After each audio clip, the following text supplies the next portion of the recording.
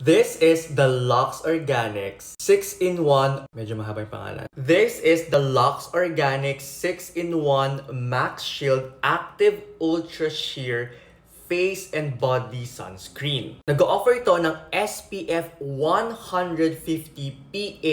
If you're someone na mahilig sa mga outdoor activities, sa mga mountain climbing, yung mga water activities sa beach, or mahilig kayo magbabad sa araw, this sunscreen is definitely for you. Guys, familiar ba kayo sa mga sunscreen na to? Ito yung mga famous sunscreen for body, for face na magagamit nyo sa beach. Lahat ito meron talagang white cast. Pero in fairness kay Lux Organics guys sobrang dali niyang i-blend sa skin, na-absorb siya kaagad ng skin, meron siyang konting-konting cooling sensation, and 0% white cast talaga siya. Doon naman guys, talaga masasabi ko na ginalingan ng Lux Organics in fairness. Meron dito mga skin-loving ingredients na nakaka-hydrate ng skin para hindi mag-dry yung skin mo while nasa outdoors ka. Yung claim nila na ultra sheer, well, nakita nyo naman guys, it's really ultra sheer and it leaves your skin